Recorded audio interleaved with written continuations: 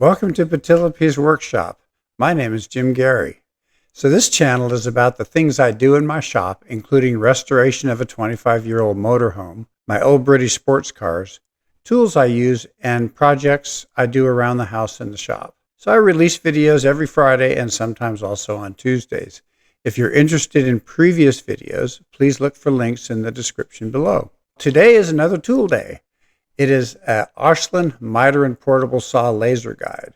I installed mine on my old Makita Miter saw, but my understanding is it can also be installed on handheld circular saws. So here we go. My son told me about this device here. It's by Oshlun, and it's a miter and portable saw laser guide. They cost $31 on Amazon. He sent me a little video. He had just installed it on one of his saws. So I thought, wow, that'd be great, because my miter saw, it's an old Makita. I think I got it around 1998 or 1999, and it's been a stalwart, wonderful saw. It slides. It was one of the early ones that slid. So what this does is it replaces the washer that holds the blade on. So to get to that, we've got to take off, on this Makita, it's a pain, but you loosen this 1/2-inch bolt here.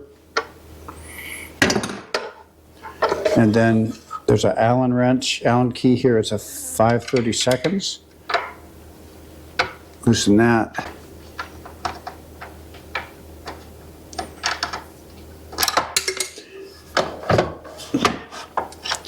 And they say you can just slide it out of the way, but I've always had to, there it goes. There. So then the other thing before you do anything is to make sure your saw is unplugged. And I forgot to do that, so here it's unplugged now. And I'll check that by pushing the button. Yep, it's unplugged. So then all I have to do is loosen it.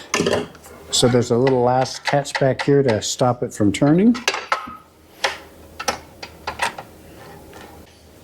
So the nut or the bolt that holds this on is reverse threaded, so you turn it clockwise to loosen it.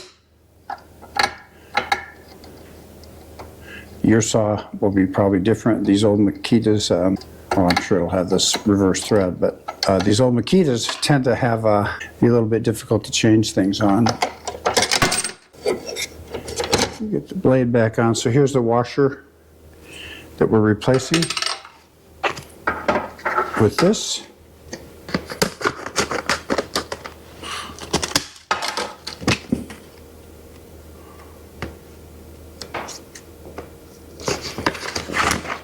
And they make one for radial arm saws, but really ever since these miter saws came out, radial arm saws have become a thing of the past. So here's the back side of it. This is where the laser shoots out, and somehow it angles perfectly down.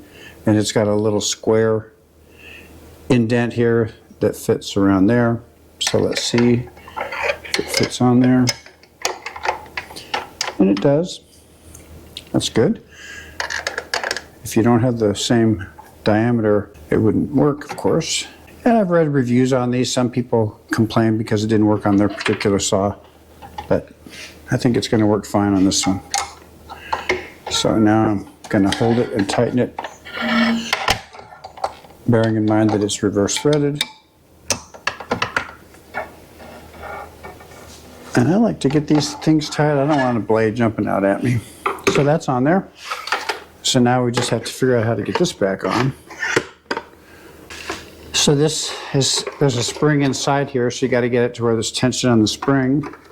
Put it around the blade and this cover up here. And then I'm just going to hand tighten this just a little bit so it won't go anywhere. And then I can pull this up and get the Allen bolt started.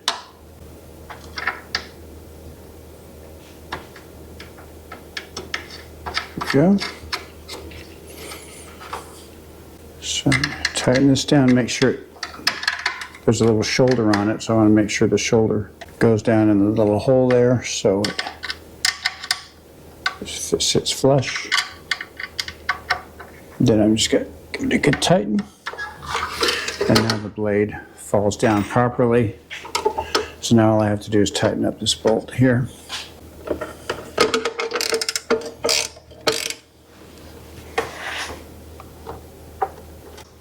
Now, allegedly, The batteries are already in there. They tell you that. They do give you spare batteries, but there should be batteries installed. So now everything's finished. It looks like it's going to work just fine, but let's see. Plug it in. I had to go get a different camera, so I'm using my Nikon SLR. It's an old one, but I've noticed that it doesn't show the flicker of that red line so much. So let's watch it cut through this piece of 2x4 it's clamped in.